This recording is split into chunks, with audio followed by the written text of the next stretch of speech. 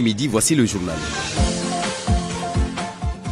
À la une, un pèlerinage au lieu saint de l'islam, la compagnie nationale Air Sénégal a été choisie pour convoyer les pèlerins cette année.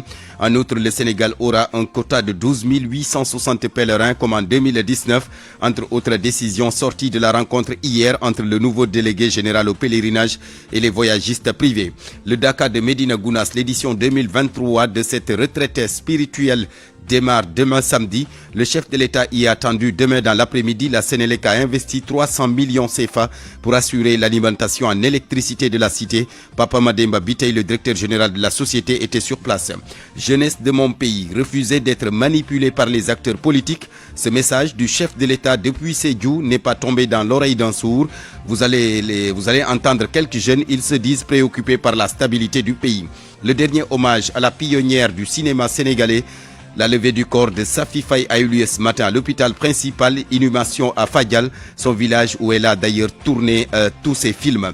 Le journal international sera avec Georges Détié Diop, le sport Cheikh Tidiane Diagne et la revue de la presse Mohamed Ali Mouba. Retrouvez le journal du FESPACO juste après cette session d'information.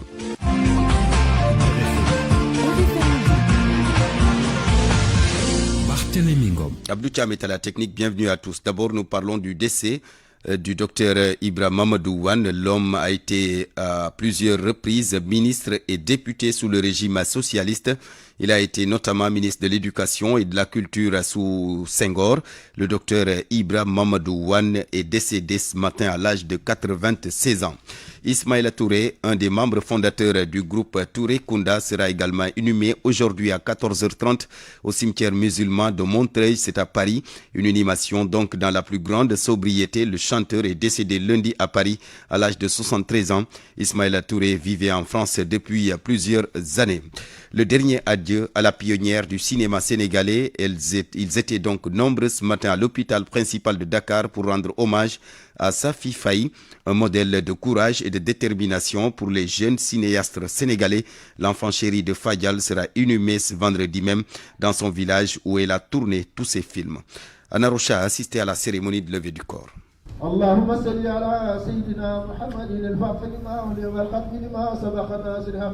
Pas de larmes ce matin, plutôt des prières et de la reconnaissance envers Safi Faye, une pionnière du cinéma et de la lutte pour les droits des femmes au Sénégal. Malgré le poids de l'âge, le doyen Ben Diogay Bey a tenu à faire le déplacement. Je trouve que c'est une femme extraordinaire, formidable, courageuse et qui surtout, malgré qu'elle vivait en Europe, était très profondément attachée à sa culture, à ses racines. Et même si vous voyez ces films dans Fadial, là où on va l'enterrer, c'est vraiment une personne qui est restée très attachée à ses racines. Celles à qui elle a montré la voie du 7e art sont aussi venues pour témoigner. Ngone Owen Ndiaye est la présidente de l'Association des femmes cinéastes du Sénégal. C'est en 2007 qu'elle a rencontré Safi Faye. Au festival de Barcelone, c'était mon premier festival d'ailleurs. Elle était la marraine de ce festival. Et quand elle est arrivée, elle nous a vraiment soutenus. Elle nous a inspirés. Elle nous a encouragés à faire du cinéma. Le ciel s'est assombri, a dit le chef de famille. Mais l'oncle de la défunte garde en mémoire une femme pleine de courage et de détermination. Raj Mbaye Diagne. Seul le souvenir de son sourire et sa disponibilité et envers et surtout les déshérités de cette nation. Sa fille restera une fierté pour sa famille et son pays, le Sénégal. Le ministre conseiller Ibrahim Ndoye a représenté le chef de l'État et son gouvernement à cette cérémonie. Safi Faye, elle, retourne dès aujourd'hui à son village natal, Fadial, près de Joal, selon son souhait.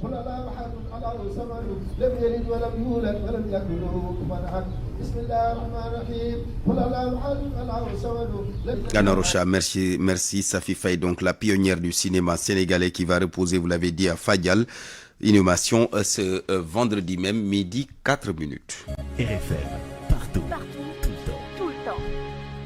L'appel à la paix du président de la République, Macky Sall, qui a demandé au mouvement des forces démocratiques de la Casamance de s'engager définitivement pour la paix. Le chef de l'État se dit même disposé à faciliter l'insertion des combattants. Alors, question, cet appel va-t-il être entendu par le MFDC? Élément de réponse avec Mohamed Ali Mouba. Pour Ibrahima Ama Diémé, l'appel du président de la République Macky Sall vient à son heure. Le processus de paix en Casamance est en bonne voie. Ibrahima Ama Diémé est le porte-parole du groupe de réflexion pour la paix en Casamance. Cet appel qui, à notre avis, ne nous surprend pas. Nous, du GRPC, cet appel ne nous surprend pas parce que nous sommes sur le terrain, nous savons ce qui se passe, nous voyons comment les choses évoluent. Et on était presque certain que le président de la République, compte tenu de la volonté qu'il a affichée depuis son accession à la maîtrise, il allait faire un appel à partir de Sédhiou qui représente un symbole dans la vie du MFDC parce que le MFDC originel est né à Sédhiou en 1947. Donc, qu'à partir des années 80, il y ait une renaissance de ce nom à partir de Ziguinchor, cette fois-ci dans des activités revendicatives de l'indépendance de la Casamance. C'est normal que le président de la République, toujours pour afficher sa volonté, qui est faire de la crise de Casamance une priorité et sa résolution par la paix, puisse faire un appel de cette nation à partir de Sédhiou. Surtout Goudomp, qui est l'un des départements les plus secoués par cette crise, surtout dans sa partie armée. Un processus de paix en bonne voie, mais cela ne suffit pas. Les acteurs de la crise et les facilitateurs doivent profiter de l'accalmie observée sur le terrain pour enclencher la phase de consolidation. Cette accalmie a permis aux personnes et aux biens de pouvoir se déplacer. Donc une véritable reprise de toutes les activités et principalement celles qui aujourd'hui rapporte le plus de plus-value, notamment le tourisme a repris, l'agriculture est en train de reprendre avec la production qui accroît, surtout du point de vue de la production des maraîchères et de la production des agrumes. La route de Mpac à Sénoba, qui va être également bientôt terminée, voilà à mon avis ce qui peut relancer effectivement l'économie, mais en même temps renforcer le processus de paix, parce qu'il ne peut pas y avoir de paix sans développement, tout comme il ne peut pas y avoir de développement sans. Selon Noa Sissi, observateur averti de la crise casamançaise, l'appel du président de la République s'adresse avant tout aux franges radicales du MFDC. Pour moi, c'est un appel, rappeler qu'il n'y a pas de solution militaire à la crise. La solution pour la paix en Casamance passe par les négociations. C'est un rappel extrêmement fort qui se fait dans un contexte où il y a des accords qui sont signés, il faut les consolider, mais il y a également une partie qui n'est pas dans le processus. Et je crois que l'appel est en direction de toutes ces deux franges du MFDC. Sur le terrain, le rapport de force semble en tout cas en faveur de l'armée sénégalaise qui a démantelé il y a quelque temps l'essentiel des bases rebelles. Mohamed Ali Mouba Dioko Akmaki, la nouvelle forme de communication du chef de l'État pour discuter avec les populations. Le président Sall a profité de sa tournée économique pour échanger avec la population de Sédhiou. Occasion qu'il a saisie pour appeler la jeunesse à plus de citoyenneté et de responsabilité. Macky Sall demande aux jeunes de refuser d'être manipulés par les politiciens. Un appel bien apprécié par les jeunes rencontrés par Oumou Kalsoumli. Vous allez les entendre, ils se disent plutôt préoccupés par la stabilité du pays. Université Cheikh Anta Diop de Dakar. Beaucoup d'étudiants s'empressent de regagner leurs amphithéâtres. Momo Cheikh Oumar Ngom est étudiant en Master 1 à la faculté de droit. Lui a entendu l'appel lancé par le président de la République, Macky Sall, à la jeunesse. Le message est bien perçu. Je pense que c'est un message très responsable. Comme il l'a si bien dit, les deniers publics appartiennent à la population. Donc s'il se trouve que les manifestants, de quelque bord que ce soit, puissent saccager ces biens, quelle que soit la colère des manifestants, de mesurer ce qu'ils font, la gravité des actes qu'ils posent. Nous avons rencontré un autre étudiant qui préfère s'exprimer sous le sceau de l'anonymat. Il estime que le message doit être bien accueilli par tous les jeunes pour éviter de se faire manipuler. Il est un peu difficile de voir des responsables politiques à chaque fois d'insister à la jeunesse de sortir dans la rue, d'affronter les forces de l'ordre. Après, on voit toutes les conséquences se retournent vers la jeunesse. Les arrestations, les blessures, souvent on note même des cas de mort du côté de la jeunesse. Et ça c'est triste. Je pense cet appel-là, nous devons vraiment bien étudier, bien aussi retenir quand même. Et c'est très important. Ousmane, lui, demande aux jeunes de savoir raison garder en toutes circonstances. Je pense que c'est un appel à prendre au sérieux parce que voilà, la jeunesse, elle est elle doit être productive. Cet appel lancé par le président de la République Macky Sall est très bien accueilli par les jeunes qui invitent les politiques à changer de discours pour préserver la paix au Sénégal. Au Moukal-Soumli, midi 10 minutes, dépôt d'un préavis de grève ce matin, l'intersyndicale des travailleurs du secteur primaire qui déterre l'arme de la lutte. Ces travailleurs dénoncent les lenteurs notées dans le cadre de la mise en place de la commission du fonds commun du secteur primaire, laquelle commission devrait permettre de régler les problèmes des primes internes. La création de la dite commission faisait d'ailleurs partie du protocole d'accord signé entre l'intersyndicale et le ministère de la fonction publique. Les travailleurs du secteur primaire ont tenu une assemblée générale de remobilisation à Diamniadio.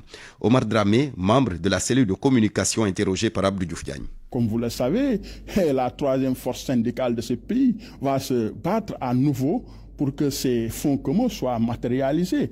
Et nous avons même décidé donc dès aujourd'hui ou plus tard demain de déposer un préavis de grève qui va durer 1 mois. Et si rien n'est fait, d'ici 1 mois, je pense que nous allons passer à la vitesse supérieure, comme nous le savons tous, que le secteur primaire donc est maintenant désormais dans l'échiquier donc de l'espace syndical de ce pays. Et si on n'a pas de satisfaction par rapport à cette convocation qui véritablement ne devrait poser aucun problème, parce que nous savons que tout a été dit, tout a été clair, tout a été dans le protocole. Pourquoi attendre à ce que les gens fassent du bruit pour que l'État réagisse? D'autant plus que le ministre de la fonction publique avait bel et bien dit que l'État ne signerait pas des engagements qu'il ne respecterait pas. Mais je vois que dans cette situation, 3 mois maintenant, ils n'ont pas respecté leur parole. Nous allons passer à la vitesse supérieure. Si véritablement, à l'issue que le préavis donc s'achève dans 1 mois, si rien n'est fait, je pense que nous allons à nouveau paralyser donc le secteur primaire. Cependant, avant d'en arriver à cette situation,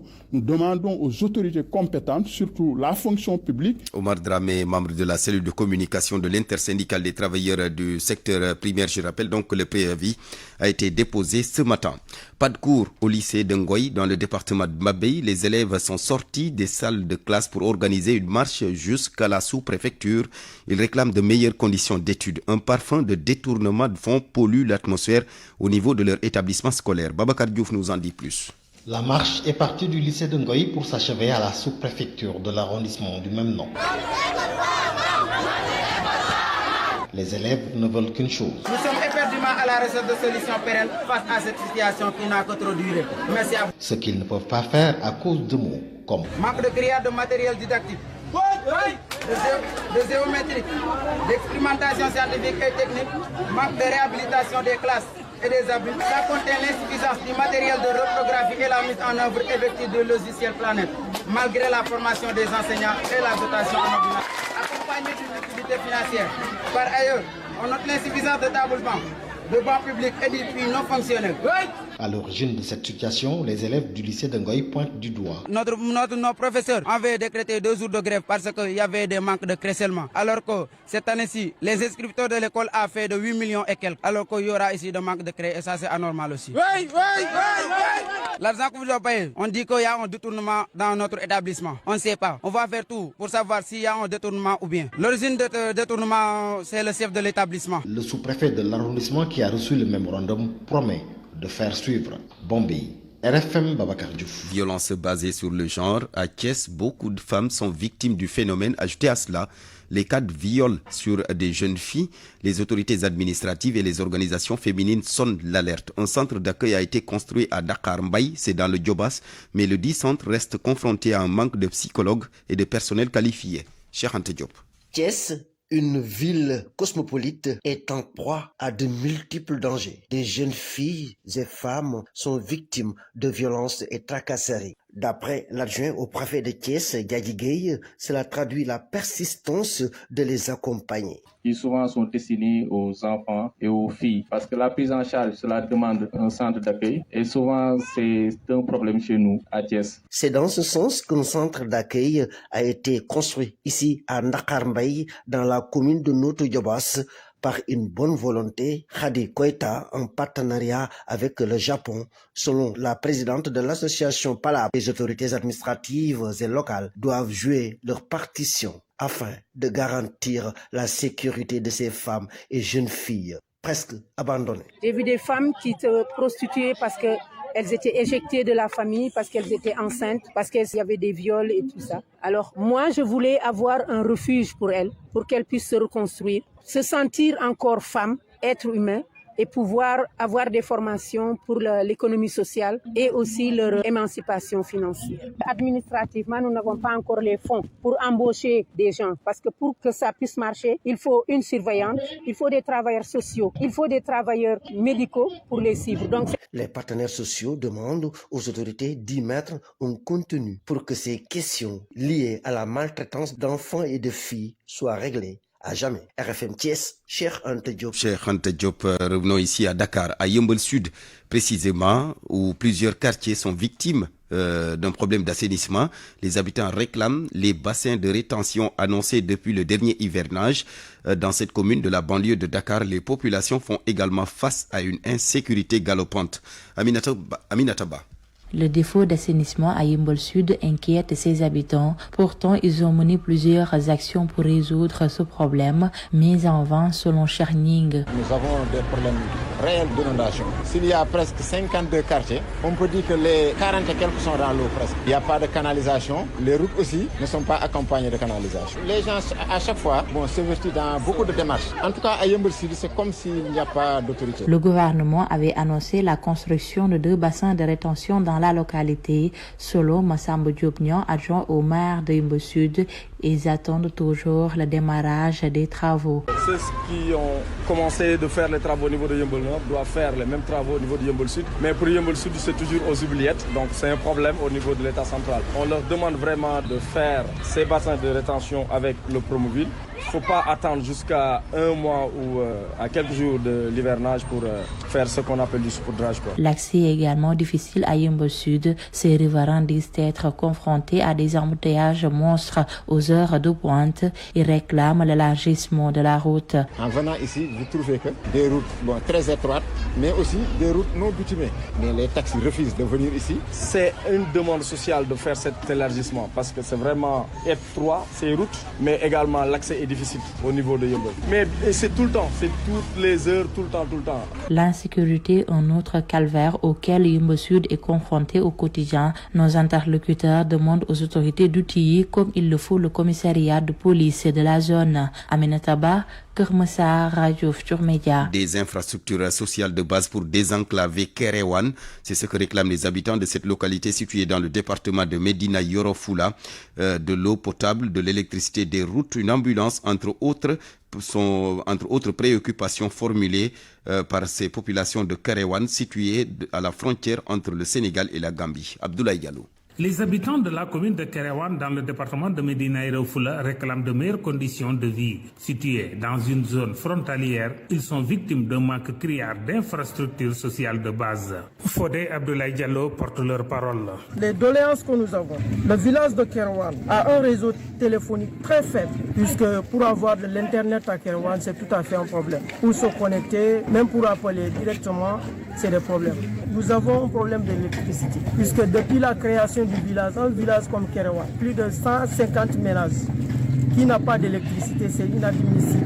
Nous avons besoin de l'eau potable aussi. Nous avons besoin de la route entre Kéréwan et la Gambie, puisque nous sommes frontaliers avec la Gambie. Le pont qui nous sépare entre la Gambie et Kéréwan, pendant l'hivernage, s'il pleut, c'est tout à fait des problèmes pour passer. Enclavés et très éloignés des centres de référence hospitaliers, ils veulent une ambulance pour leur poste de santé, où la santé de la mère et de l'enfant sont menacées du fait de ces manquements. Ibrahim Abar est l'infirmier chef de poste de Kéréwan. On a une ambulance Land Cruiser, c'est mieux adapté dans ces zones. Vous savez que les routes sont impraticables. C'est grâce aux investissements réalisés par l'association des ressortissants de Kéréwan vivant à l'étranger que leur localité a bénéficié de quelques infrastructures. L'association a construit une école coranique à 17 millions de francs CFA, un poste de santé à 50 millions de francs CFA. Le bétonnage des rues est en cours. L'association a dépensé 22 millions pour le bétonnage. Avec ses 96 villages, la commune de Kéréwan ne compte aucune localité électrifiée.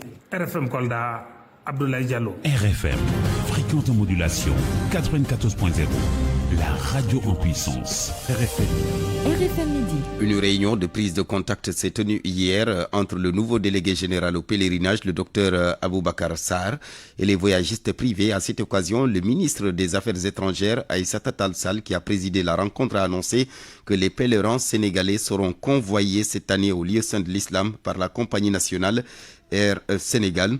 Elle a également fait savoir que le Sénégal va retrouver son quota de 2019, à savoir 12 860 pèlerins.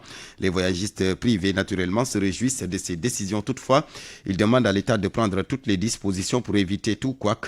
Écoutons Ourey Thiam Pereira, chargé de communication du regroupement national des opérateurs privés du Hadj et de la Umrah au Sénégal. Elle est au téléphone avec Haj Ndiogoudjen.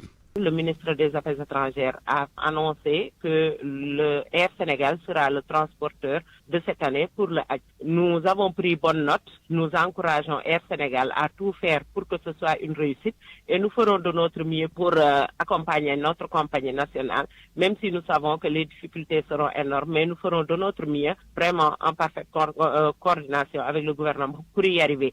Mais nous invitons l'État à tout faire pour que le prix du billet d'avion soit le minimum possible, parce que tout simplement aujourd'hui nous faisons face à un Hajj qui est cher depuis l'Arabie Saoudite et c'est difficile de faire un Hajj dans ce contexte-là mondial. C'est très compliqué. Elle a également annoncé que le Sénégal va retrouver l'intégralité de son quota de 2019, donc avant Covid, les 12 800, et que les 1800 seront convoyés par le gouvernement et le reste par les organisations privées.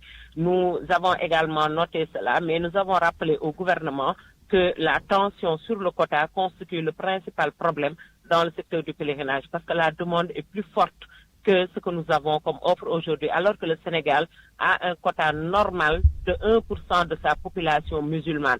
Donc nous continuons à demander à l'État de tout faire pour qu'on arrive à avoir l'intégralité des 16 000 dont nous disposons officiellement et qui n'ont jamais été pris par le Sénégal. Ourey Thiam Pereira, porte-parole ou chargé de communication du Renofus, le regroupement national des opérateurs privés du Hadj et de la Umrah. Le Dakar de Médina Gounass, l'édition 2023 de cette retraite spirituelle démarre demain samedi.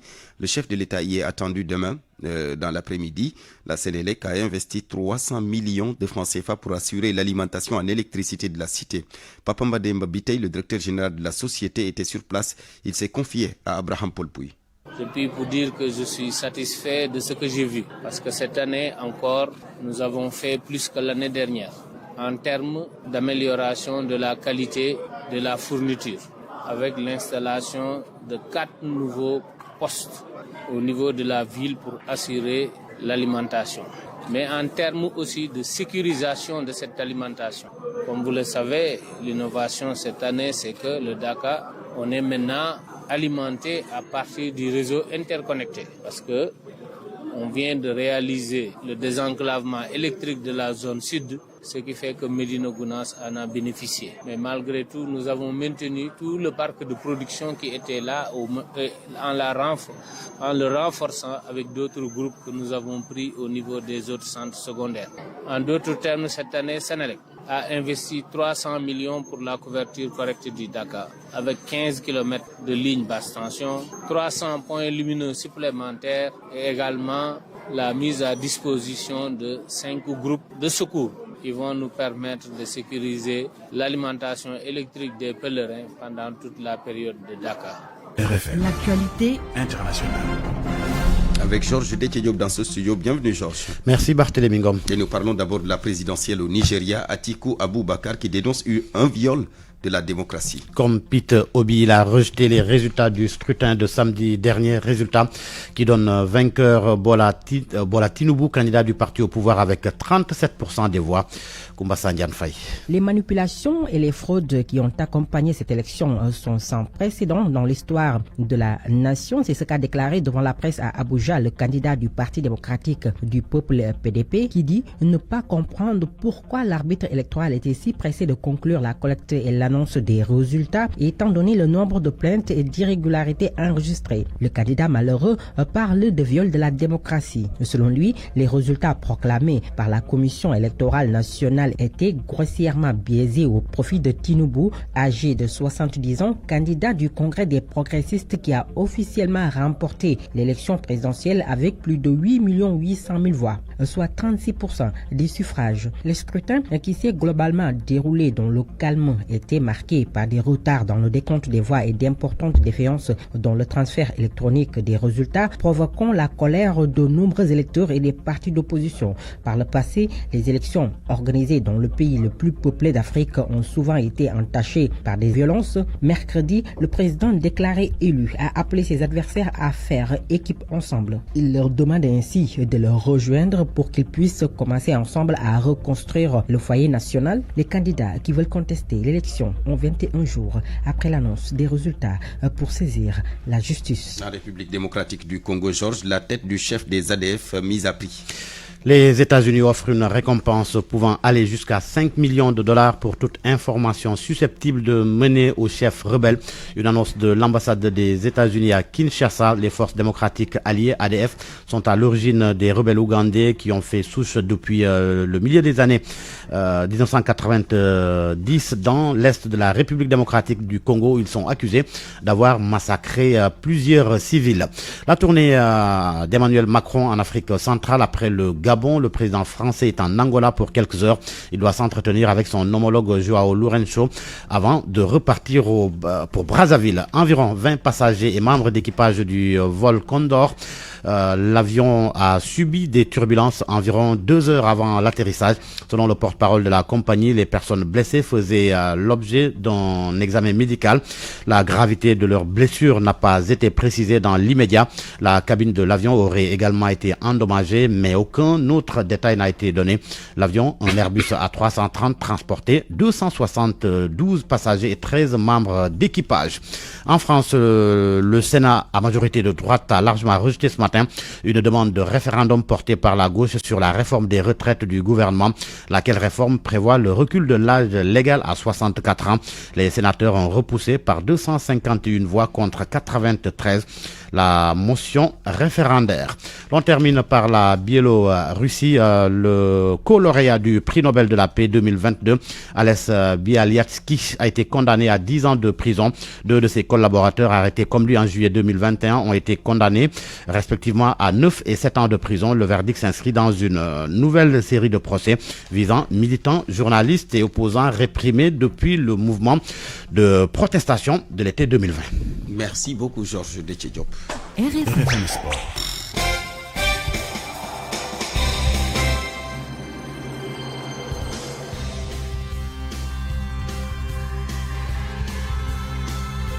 Le sport, c'est avec Cheikh Tidiane Diagne. Bonjour. Bonjour à vous, Barthélémy. Bonjour à tous. Et nous parlons de la CAN U20. Qualifié donc pour les demi-finales, le Sénégal attend de connaître son adversaire cet après-midi. Ce sera Barthélémy à l'issue du quart de finale devant opposer tout à l'heure à 17h heure de Dakar le Congo à la Tunisie.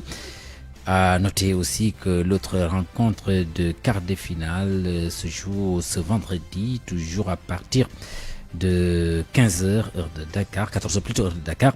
Le vainqueur de la confrontation entre la Gambie et le Soudan du Sud va croiser en demi-finale le Nigeria. A précisé que le Sénégal et le Nigeria sont d'ores et déjà qualifiés pour la prochaine Coupe du Monde de la catégorie. Et un petit tour des championnats en Europe et on démarre par l'Italie. Oui, où le leader Napoli croise ce soir à 19h45 la Lazio de Rome. Les Napolitains devancent de 18 points leur dauphin Inter Milan à l'entame de la 25e journée. En Allemagne, le Borussia Dortmund joue également ce soir en ouverture de la 23e journée. Les jaunes et noirs, co-leaders avec le Bayern Munich, 26 points chacun, accueillent Leipzig qui a 4 points de retard sur son adversaire du jour. Achraf Hakimi, mis en examen dans l'affaire de viol dont il a été accusé par une jeune fille âgée de 24 ans. Le Marocain, sur sa demande, a été entendu ce matin par un juge à Paris et aurait nié les faits qui lui sont reprochés. Dans cette affaire, Achraf Hakimi a d'ores et déjà obtenu le soutien de son club, le PSG, qui annonce par ailleurs son retour dans la compétition pour la semaine prochaine. Et on termine avec le handball. Dagana Handball Club lance l'alerte. Il ne veut surtout pas rejoindre le purgatoire une année après avoir retrouvé l'élite. En première division, c'est 4 défaites en 4 matchs et une dernière place au classement.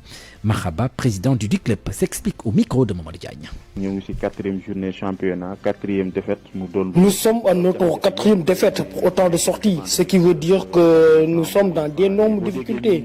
Et tout cela, c'est à cause de nos autorités locales. Nous n'avons encore reçu aucun franc venant de ces autorités. Le maire, n'en parlons pas, car Omar Sarr n'a rien fait pour nous venir en aide.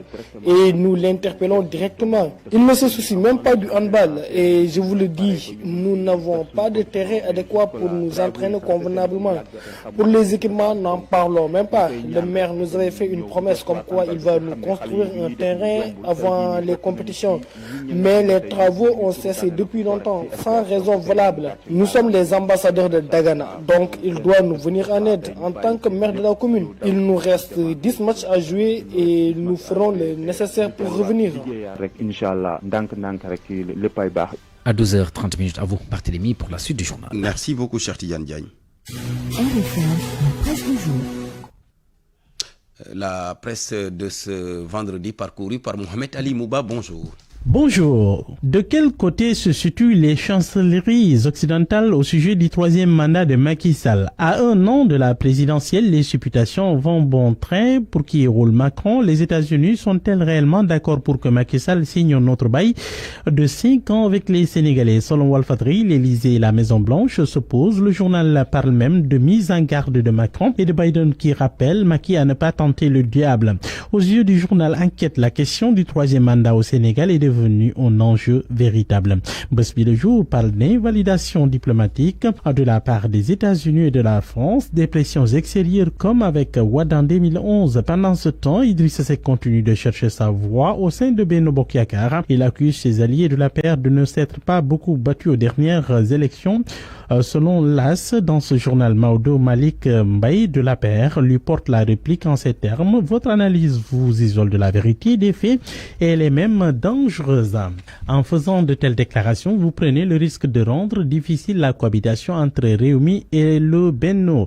Source à note qu'au sujet de la gestion des fonds du Conseil économique, social et environnemental, Idrissa Seck se donne les moyens d'assurer ses arrières. Idrissa Seck ne lâche pas la présidence aux aguets. Il entend tirer profit des rivalités entre l'opposition et le pouvoir en place.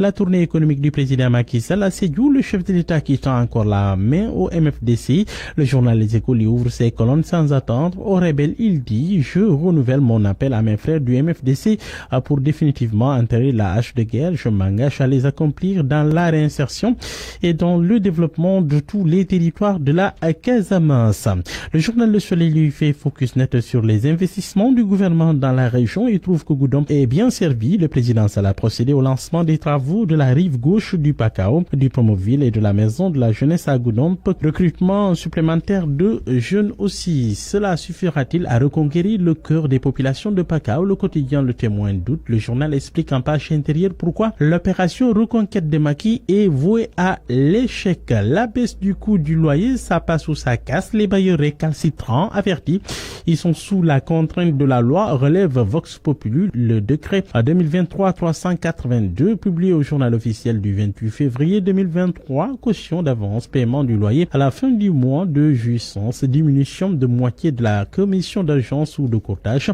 Les bailleurs sont tenus de respecter. À la une de Libération, après l'arrestation d'un des actionnaires de Copar Express, la sûreté urbaine corse le dossier. Prolongé mercredi après son arrestation lundi, la garde à vue de Seydouba sera levée ce vendredi. Il sera directement présenté au juge du 2e cabinet aujourd'hui pour financement d'activités de nature à compromettre la sécurité publique, fraude fiscale et blanchiment de fraude fiscale. Le journal Libération nous informe que dans l'affaire Suite Beauté, Pape Ndiaye de Walfadri a été convoqué à la sûreté urbaine peine ce vendredi. Une convocation qui fait suite, selon le journal, à un soit transmis du procureur relatif à la dernière sortie du chroniqueur judiciaire. Ce dernier avait soutenu que 19 substituts du procureur se seraient opposés au renvoi d'Ousmane Sonko devant la chambre criminelle. À la une du journal Le Quotidien, santé, nouvelle vague de lèpre au Sénégal. Le journal note que 154 cas ont été recensés depuis 2022. Et puis score pour boucler, le Sénégal décroche le premier ticket des demi-finales de la Coupe d'Afrique des Nations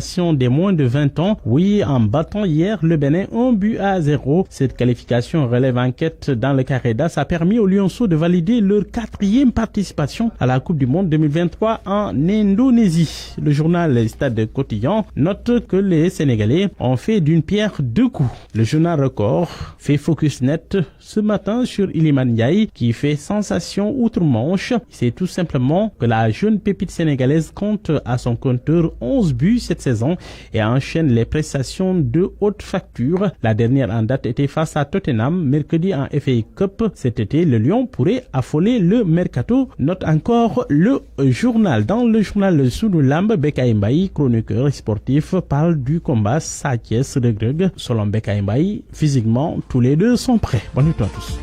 Merci beaucoup Mohamed Ali Mouba. Bonne lecture à 12h35. C'est la fin de ce journal présenté par Barthélémy Gom. Mise en onde Abdou Thiam, digitalisation Yassine Pouy, réalisation El Hadji Ndiogou que vous allez retrouver à 13h pour le Wolof. Chef d'édition Awambaye. Merci de votre fidélité. Direction Ouagadougou pour retrouver Fama Dione pour le journal du FESPACO. Retrouvez Allo Présidence juste après Fama. Bonne suite de programme.